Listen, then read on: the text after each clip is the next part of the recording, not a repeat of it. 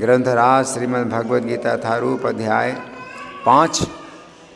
अध्याय का नाम है कर्मयोग, कृष्ण भावना भावित कर्म।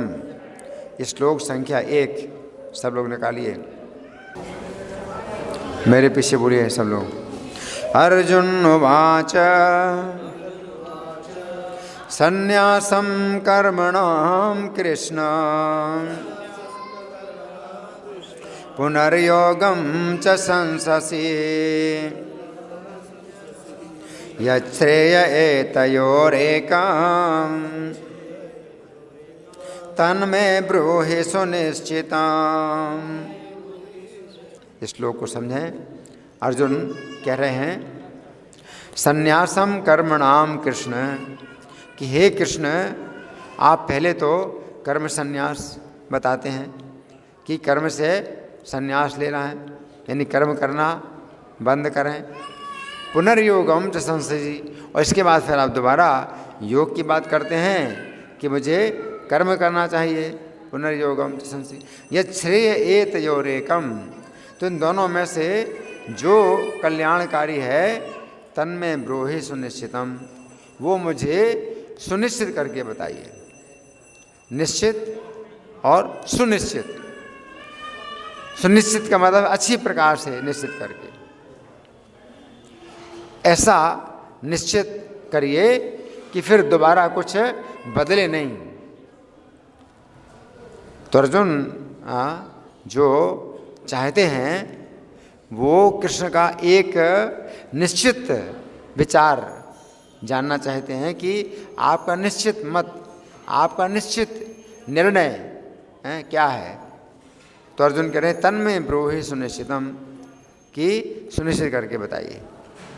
तो अर्जुन समझ नहीं पाए, भगवान ने जो कुछ बताया है वो सुनिश्चित करके ही बताया, लेकिन अर्जुन समझ नहीं पा रहे हैं। तो उन्होंने फिर से भगवान से कहा कि मैं समझ नहीं पा रहा हूँ, आपकी जो बातें हैं वो मैं समझ नहीं पा रहा हूँ, तो मुझे ऐसे बताइए कि मैं समझ पाऊँ, मुझे समझ में आए। तो ये विधि है प्रश्न पूछने की, ज्ञान प्राप्त करने की ये विधि है कि जब तक शिष्य जो है सरलता से कोई बात ना समझ ले तब तक वो प्रश्न करता रहे, है ना। तो अर्जुन का जो प्रश्न है ये बहुत उपयोगी है कि ये समझने की विधि है ना। ये नहीं कि हाँ हाँ बोलते जा रहे हैं लेकिन समझ में कुछ आया नहीं, फिर कुछ उल्टा करते हैं, कुछ सीधा करते हैं, है ना। हाँ हाँ बोलते रहे हैं और फिर जब करने की बात हुई तो कुछ उल्टा कुछ सीधा, है ना।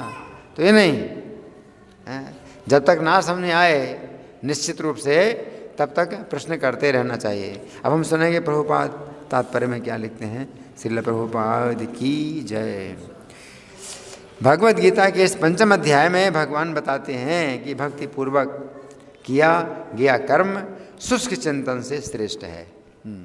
एक तो शुष्क चिंतन है ना। तो शुष्क चिंतन का मतलब है कि केवल यही सोचना कि मैं निष्क्रिय हूँ, मैं निराकार हूँ, ईश्वर निराकार है, इस शुष्क चिंतन कहलाता है।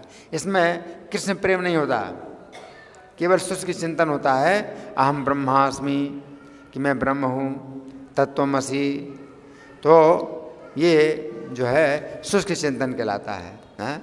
जैसे मायावादी लोग होते हैं वो शुष्क चिंतन करते हैं क्योंकि वे कृष्ण को भगवान नहीं मानते हैं और कृष्ण की लीलाओं को भौतिक मानते हैं, कृष्ण के रूप को भौतिक मानते हैं।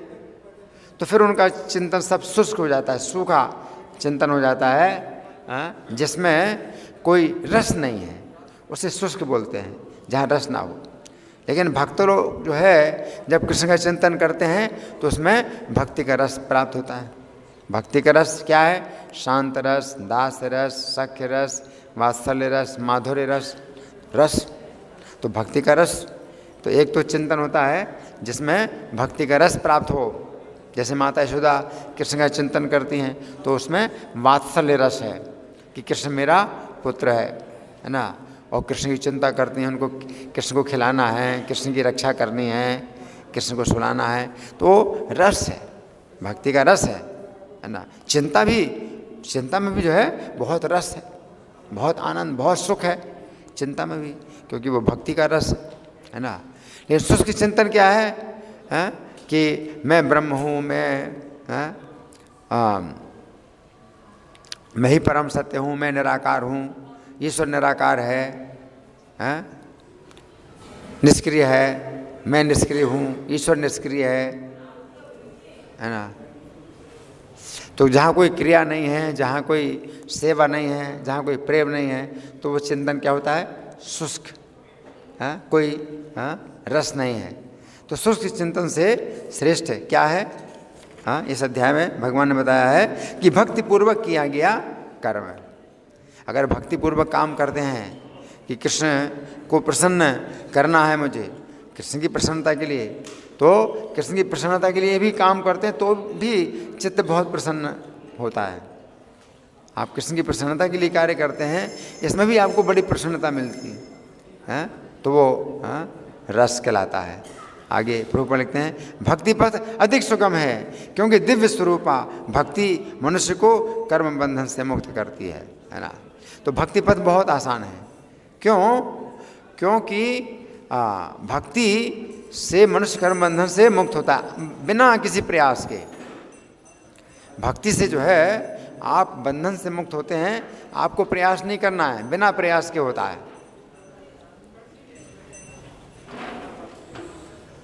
एक तो आप प्रयास कर रहे हैं, बंधन से छूटने का प्रयास कर रहे हैं और आप छूट नहीं पा रहे हैं।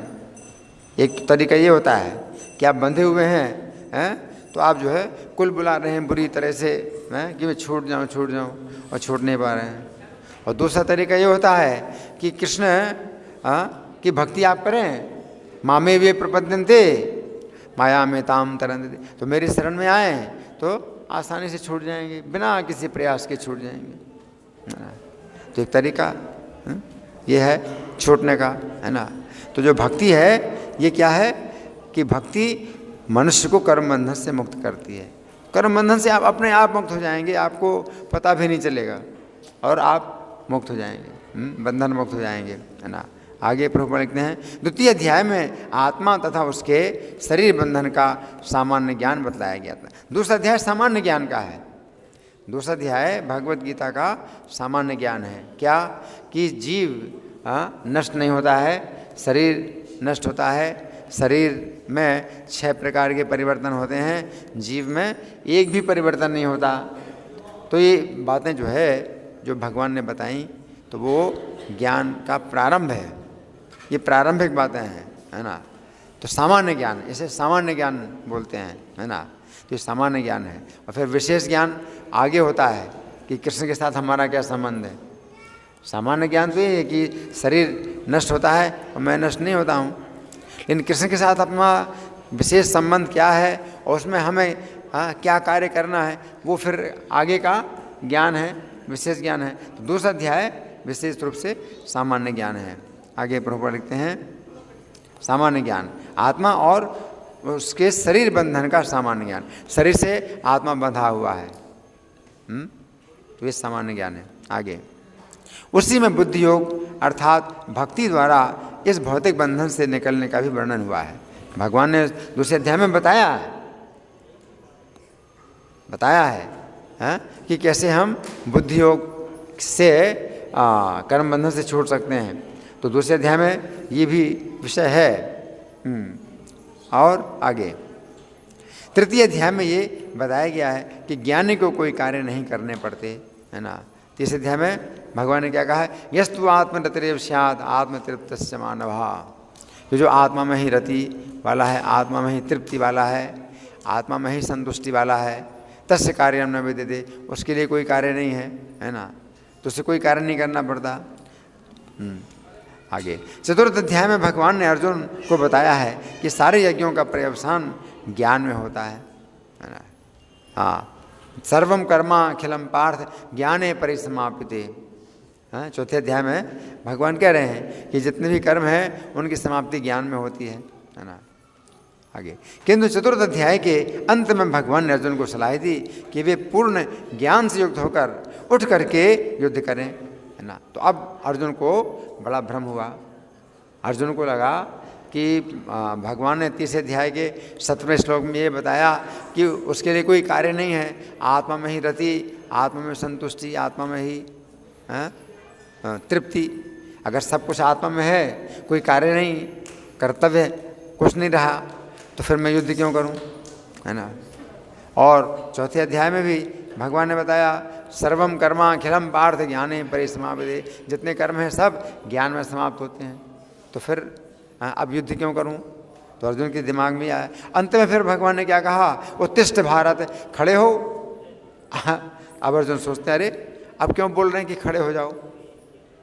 तस्मात् उत्तिष्ठ कौन्ते, है ना।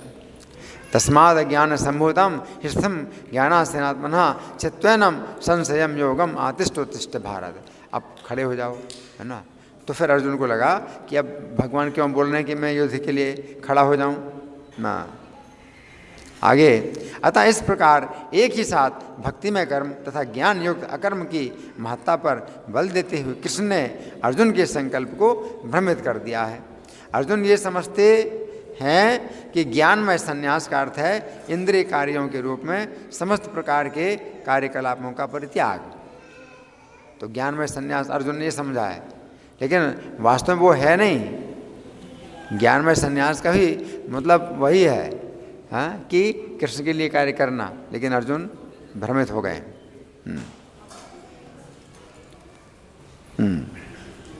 ज्ञानमय संन्यास का अर्थ है इंद्रिय कार्यों के रूप में समस्त प्रकार के कार्यकलापों का परित्याग। किंतु यदि भक्ति योग में कोई कर्म करता है तो फिर कर्म का किस तरह त्याग हुआ।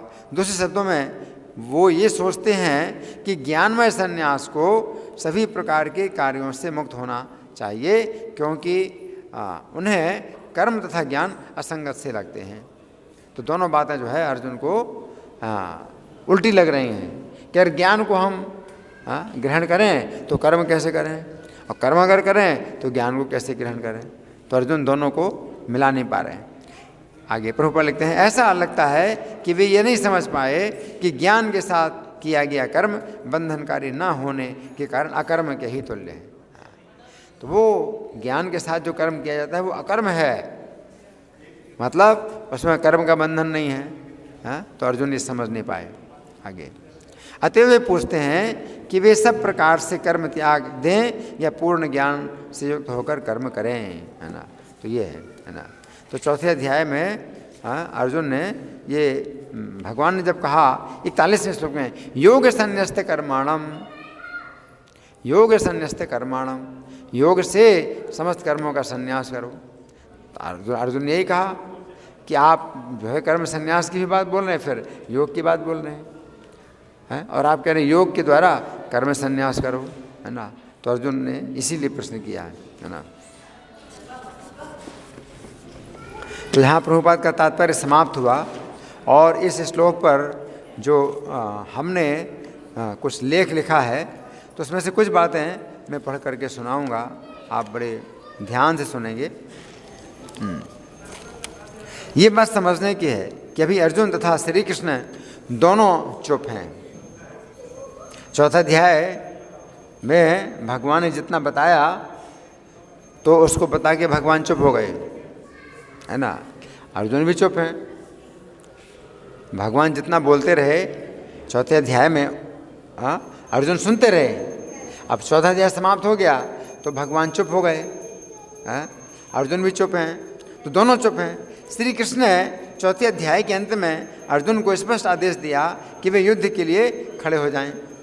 अब श्री कृष्ण चुप हैं क्योंकि वे अब अर्जुन से आशा कर रहे हैं कि अर्जुन या तो युद्ध के लिए खड़े हों अथवा अपनी कोई शंका प्रस्तुत करें। अब जहाँ तक अर्जुन की बात है तो अर्जुन भी चुप हैं। वे सोच रहे हैं कि श्री कृष्ण ने चौथे अध्याय में कुछ बातें तो ऐसी बोली हैं जिनसे उन्हें युद्ध करने का संकेत प्राप्त हो रहा है, परंतु कुछ बातें ऐसी बोली हैं जिनसे उन्हें युद्ध ना करने का संकेत प्राप्त हो रहा है। परंतु श्री कृष्ण ने अंतिम श्लोक में एक बात तो ऐसी बोली है जिससे उन्हें युद्ध न करने का संकेत प्राप्त हो रहा है, परंतु एक बात ऐसी भी बोली है जिससे उन्हें युद्ध करने का स्पष्ट आदेश प्राप्त हो रहा है। फिर अर्जुन ने विचार किया कि श्री कृष्ण की शिक्षाएं स्पष्ट हैं, परंतु मैं अपने अज्ञान के कारण उनकी शिक्षाओं को समझ नहीं पा रहा हूं। अर्जुन अपने मन में सोच रहे हैं, इसलिए चुप हैं। अर्जुन सोच रहे हैं, है ना। ऐसे नहीं कि अर्जुन को सोच नहीं रहे हैं, अर्जुन सोच रहे हैं। अतः मुझे श्री कृष्ण से ही पूछना चाहिए कि मेरा जिसमें सर्वोच्च कल्याण हो, श्री कृष्ण मुझे वही आदेश दें। इस प्रकार विचार कर अर्जुन ने श्री कृष्ण से ये शब्द बोले।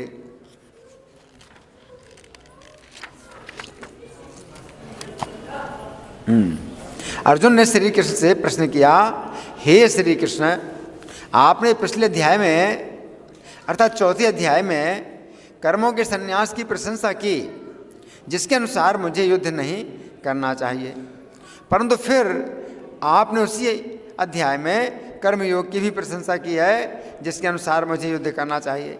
इन दोनों बातों में जो भी बात मेरे लिए कल्याणकारी हो, वही बात मुझे निश्चित करके बताइए। तो अर्जुन ने क्या कहा, तन्मे ब्रूहि सुनिश्चितम यत् श्रेय एतयोरेकम, इन दोनों में से एक जो कल्याणकारी हो, तन्मे ब्रूहि सुनिश्चितम, वो मुझे सुनिश्चित करके बताइए। मतलब कृष्ण के ऊपर पूरा भार डाल दिया अर्जुन ने। निर्णय करने का भार आपके ऊपर है और सुनने का काम मेरा है।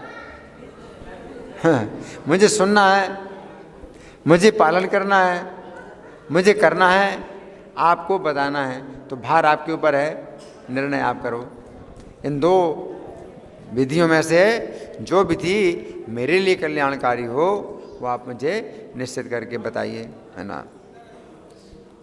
यहाँ पर अर्जुन कह रहे हैं कि हे श्री कृष्ण, जिसमें मुझे श्रेय की प्राप्ति हो, वही बात मुझे निश्चित करके बताइए। ये एक उत्तम मनुष्य का लक्षण है कि वो मनुष्य जीवन को प्राप्त कर इंद्रिय तृप्ति में जीवन को नष्ट नहीं करना चाहता है, बल्कि मनुष्य जीवन का सर्वोच्च लाभ अर्थात श्रेय प्राप्त करना चाहता है। तो ये जो है मनुष्य जीवन का लक्षण है। पशु के जीवन का लक्षण क्या है? प्रेय प्राप्त करना है। पशु चाहता है प्रेय प्राप्त करना। हाँ, अगर हम भी प्रेय प्राप्त करना चाहते हैं तो हम पशु हैं, मनुष्य नहीं है। प्रेय का मतलब तत्काल सुख, तुरंत मुझे सुख मिलना चाहिए, है ना। खाने का, सोने का, भोग है, सुरक्षा है, तुरंत मुझे सुख चाहिए। और आगे जो कुछ भी होगा देखा जाएगा, आगे जो भी दुख मिलेगा वो देखा जाएगा, अभी मुझे सुख चाहिए, है ना। तो पशु प्रेय चाहता है। ये मनुष्य को श्रेय की जिज्ञासा करना चाहिए। जिज्ञासु श्रेय उत्तमम, उत्तम श्रेय की जिज्ञासा करना चाहिए मनुष्य को। उत्तम श्रेय का मतलब क्या है? अभी चाहे मुझे कष्ट क्यों ना मिले, लेकिन आगे की सुरक्षा मुझे मिलनी चाहिए, तो वो जो है श्रेय कहलाता है।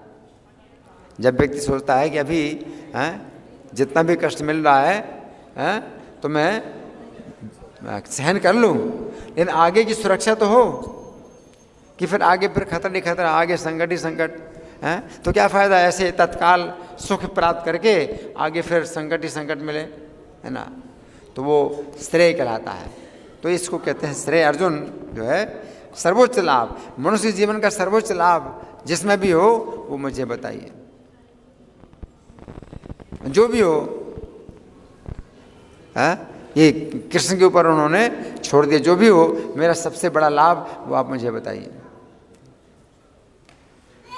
तो सबसे अच्छी विधि है कि भगवान जो है अगर पूर्ण है, उनका ज्ञान पूर्ण है, तो उनके ऊपर जो है ये भार डाल दें कि सबसे बड़ा लाभ मेरा किस में है, आप मुझे वो बताइए। तो मुझे कुछ भी पता नहीं है मेरा लाभ किस में है, मैं नहीं जानता हूँ, है ना। आप जानते हैं मेरा लाभ किस में है, और आप ही मुझे बताइए। है ना। तो ये श्रेय ये तयोरेकम तन्मय ब्रूहि सुनिश्चितम, है ना। तो ये अर्जुन के जो शब्द हैं ये बहुत शक्तिशाली हैं, बहुत शक्तिशाली हैं। विचार करो, कितना विचार करोगे उतना ही आपको जो है इसमें रस मिलेगा। रस है। अर्जुन क्या कह रहे हैं कि जिसमें मेरा कल्याण हो वो मुझे निश्चित करके बताइए।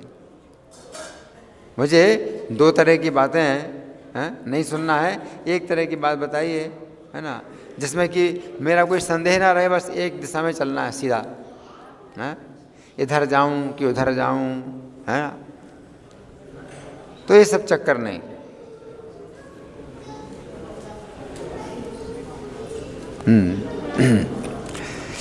श्रीमद् भागवत 10:14-4 में है, ब्रह्मा जी श्री कृष्ण से कहते हैं, हे प्रभु, श्रेय को उत्पन्न करने वाली तो आपकी भक्ति ही है। अर्जुन कह रहे हैं कि जिसमें मेरा श्रेय हो, तो श्रेय वास्तव में है क्या?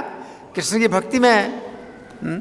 उसे छोड़कर जो लोग निराकार वस्तु के ज्ञान में लगे रहते हैं उन्हें केवल क्लेश ही प्राप्त होता है। निराकार वस्तु का ज्ञान, निष्क्रिय निराकार, है ना, कि हम क्या हो जाएं, हम निराकार बन जाएं, हम निष्क्रिय बन जाएं, है ना, कोई संबंध ना रहे किसी के साथ, बिल्कुल अकेलेपन रहे, मैं अकेला रहूं, बिल्कुल अकेलेपन रहे, है ना, निराकार हो जाऊं।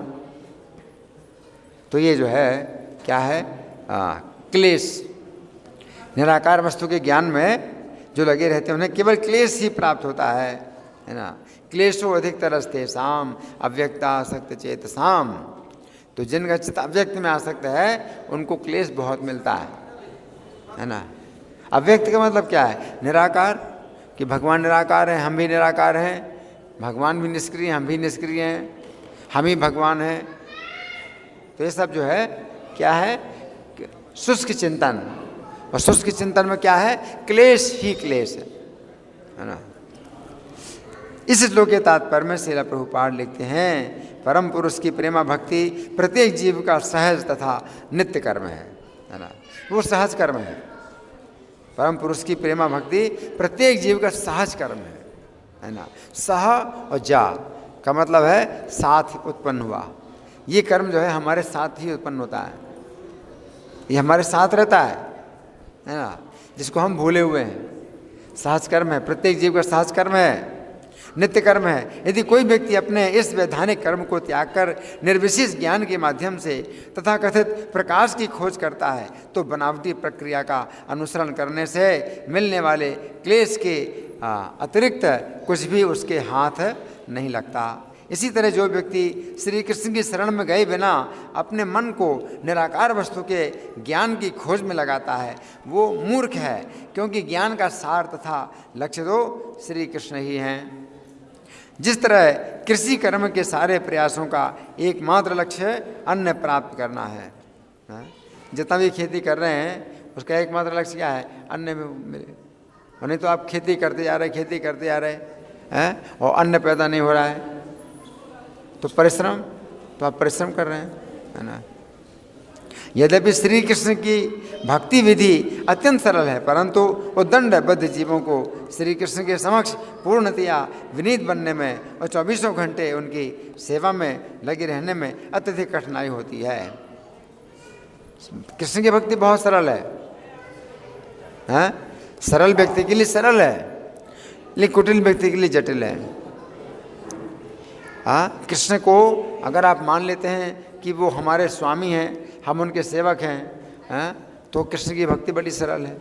लेकिन अगर नहीं मानते आप कृष्ण को, अपना स्वामी नहीं मानते, वो क्या सोचते, हम भी कम नहीं हैं, क्या हम कम हैं?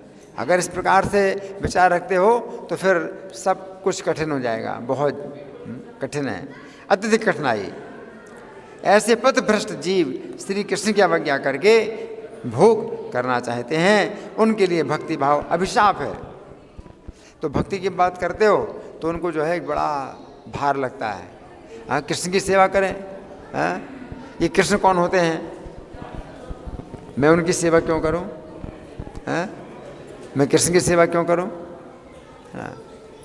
तो ये जो है उनको अभिशाप लगता है, भाई भक्ति छोड़ो, भक्ति नहीं करना हमको, हमको तो ज्ञान लेना है जिसमें हम जो है अपने को क्या समझेंगे, मैं सर्वोच्च मैं ही हूँ, सबसे बड़ा मैं ही हूँ, है ना। और भक्ति में क्या होता है, छोटे से छोटा, तृणादपि सुनिचिन, तिनके से भी छोटा, है ना। तो उनके लिए बड़ा अभिशाप लगता है कि मुझे शाप दे रहे हो, हैं। अगर उनसे कहें कि कृष्ण की सेवा मांगो, कृष्ण की सेवा मांगो, कृष्ण के दास के दास के दास बन जाओ, तो उनको लगता है मुझे शाप दे रहे हो तुम कि मैं कृष्ण के दास के दास बनूं, हैं। मैं तो ज्ञान में जो है रहना चाहता हूँ, कि मैं ही सबसे बड़ा हूँ, सबसे ऊंचा हूँ, है ना। तो ये जो है अभिशाप, उनको लगता है कि ये जो है भक्ति भाव अभिशाप है। जब ऐसे उद्दंड जीव ज्ञान तप तथा योग जैसे गर्वित प्रयासों से श्री कृष्ण के प्रति समर्पण से बच निकलना चाहते हैं, समर्पण ना करना पड़े तो हम कितना भी ज्ञान तपस्या और योग का अभ्यास कर लें और समर्पण हमें ना करना पड़े, इस तरह से निकल जाएं, बच निकलें, कृष्ण की भक्ति से हमें बचना है, तो ज्ञान योग तपस्या करते हैं, तो वे श्री कृष्ण के शक्तिशाली नियमों द्वारा भौतिक जगत में वापस लौटा दिए जाते हैं। कोई दूसरा रास्ता है ही नहीं, नान्य पंथा विद्यते नाय, अन्य रास्ता है ही नहीं। तो दूसरे रास्ते से आप चाहते हो कि बच निकल जाएं, भाई कृष्ण को समर्पण ना करना पड़े, हम ज्ञान योग तपस्या का अभ्यास करके निकल जाएं, तो वापस आ जाएंगे, क्योंकि दूसरा रास्ता है ही नहीं। जितने भी रास्ते हैं समाप्त होते हैं कहाँ पर, कृष्ण की शरणागति में, है ना। तो दूसरा रास्ता नहीं है, और भौतिक संसार नामक भव सागर में डुबो दिए जाते, डूब जाओ, और कोई दूसरा रास्ता है नहीं, है ना। भव सागर में डुबो दिए जाते हैं।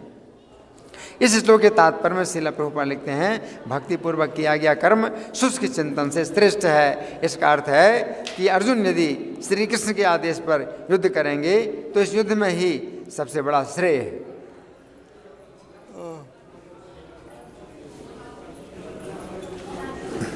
अर्जुन ने गीता 1:31 में कहा था कि वे इस युद्ध में अपने स्वजनों का वध करने में कोई श्रेय नहीं देखते हैं, परंतु अर्जुन को इस समय समझना है कि यदि वे श्री कृष्ण के आदेश पर युद्ध करेंगे तो श्री कृष्ण के आदेश का पालन करने में ही सबसे महान श्रेय है।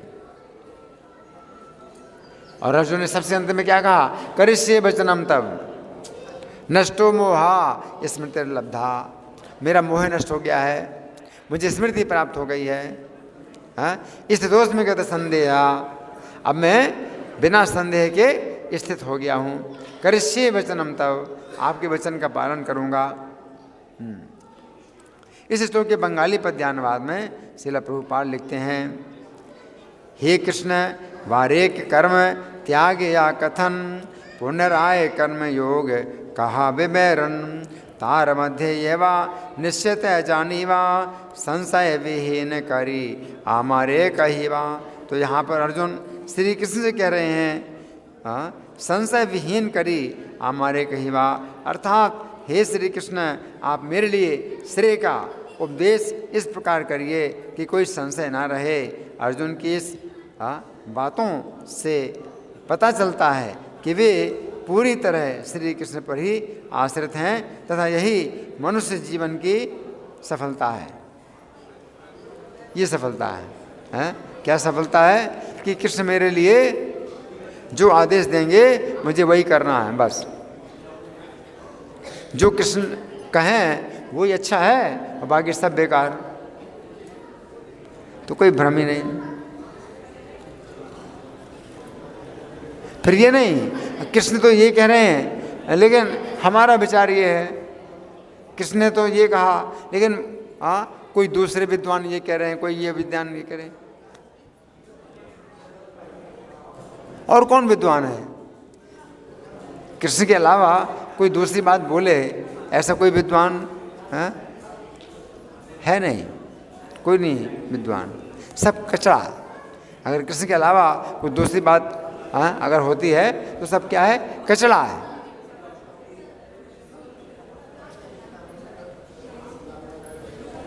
तो उधर जाना ही नहीं, केवल कृष्ण की ही दिशा में चलना है, कृष्ण के आदेश पर चलना है, बस।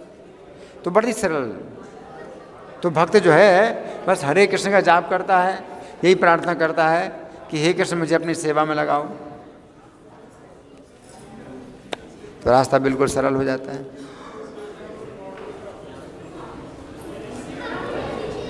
हम जब शास्त्र के अनुसार, साधु आचार्यों के अनुसार कार्य करते हैं, सेवा का कार्य करते हैं, तो जीवन निश्चित हो गया। कोई भ्रम नहीं है, कोई संशय नहीं है, कोई संकट नहीं है, और बिल्कुल सरल और बिल्कुल सीधा रास्ता है ना। तो ये विधि है। अब आप लोगों की ओर से कोई प्रश्न है, कोई चर्चा, या मैं प्रश्न करूं? हाँ जी, हैंड माइक नहीं, हैंड माइक। भौतिक कर्म जो है यज्ञ के रूप में करना चाहिए।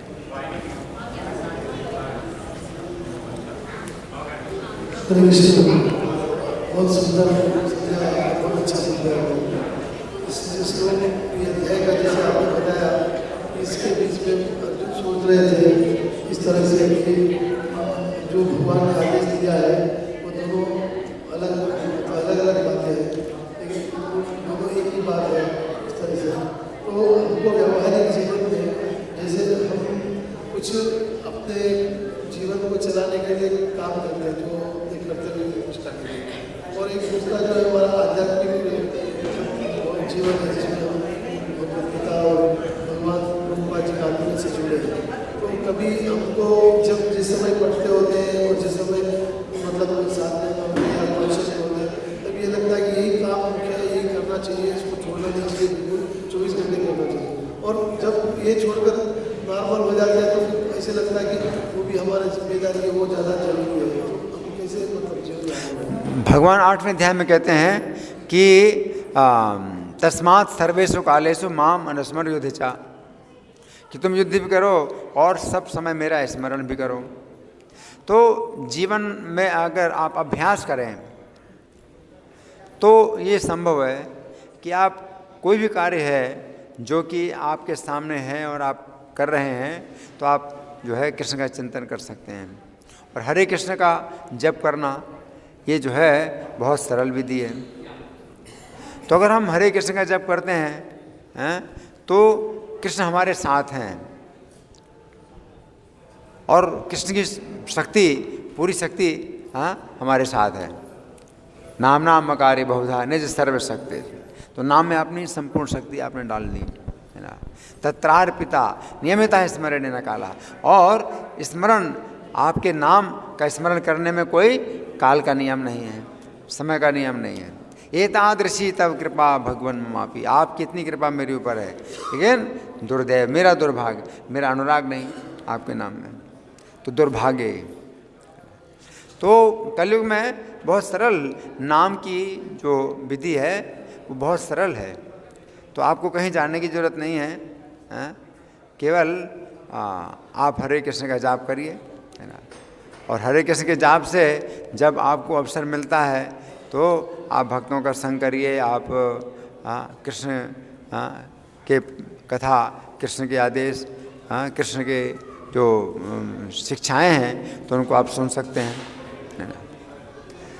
तो जब कृष्ण एक आदेश ये दे रहे हैं कि मेरा स्मरण करो, माम अनुस्मर युद्धचा, युद्ध भी करो मेरा स्मरण भी करो, है ना।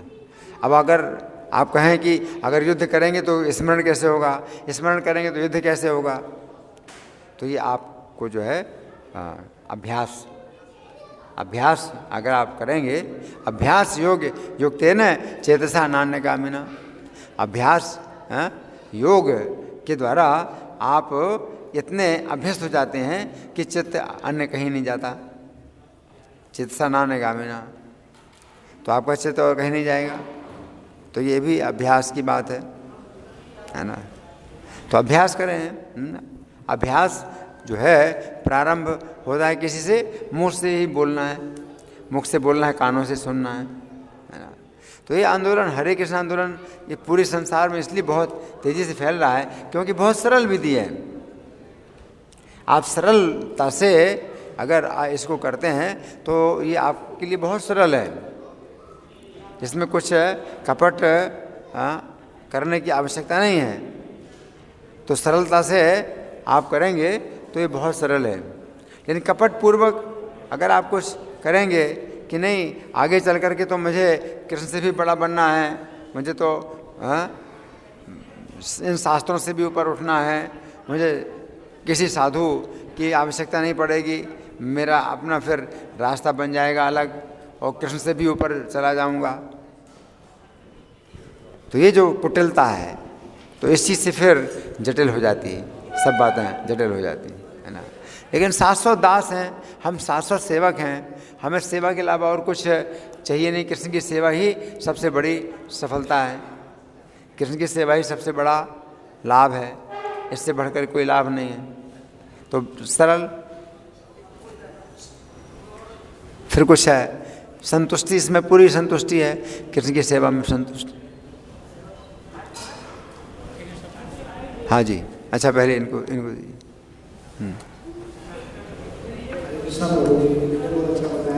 मैं अपने भौतिक कर्म को यज्ञ के रूप में करना चाहिए। भौतिक कर्म वो यज्ञ के रूप में करना चाहिए। यज्ञ के रूप में, हाँ, भगवान कहते हैं यज्ञार्थात कर्मणो नत्र, यज्ञ के लिए जो कर्म किए जाते हैं उनके अलावा बाकी सब कर्म बंधन है, जितने भी कर्म हैं सब बंधन है।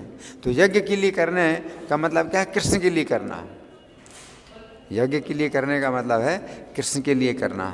तो हम कृष्ण के लिए कर्म कर रहे हैं, लेकिन जब तक हम कृष्ण के लिए कर्म नहीं कर रहे हैं और समाज में बंधे हैं, परिवार में बंधे हैं और हमारे ऊपर बड़े दबाव हैं, तो हम उसमें जो है इस दबाव की स्थिति में भी हम कृष्ण से प्रार्थना कर सकते हैं कि मुझे अपनी सेवा में लगाइए।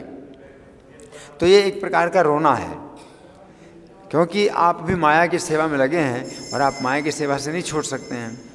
तो आप हरे कृष्ण का जाप करते हैं तो ये एक रोना होता है कि बच्चा जैसे रोए अपनी माता के लिए, तो माता समझ जाती है कि बच्चे को कुछ आवश्यकता है ना।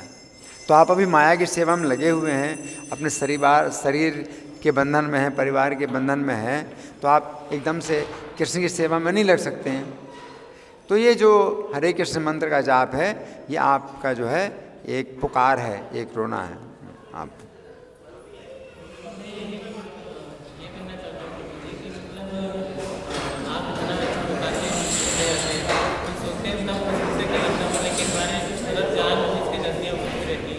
थोड़ा जोर से बोलो। गलती होती रहती है और मतलब सोचते हैं कि गलती नहीं करना हो, दूसरे के बारे में गंदा सोचना और मतलब झूठ बोलना, ये सब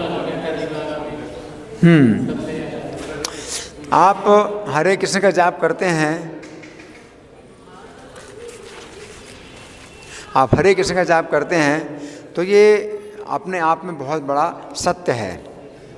ये हरे कृष्ण का जो जाप है अपने आप में बहुत बड़ा सत्य है।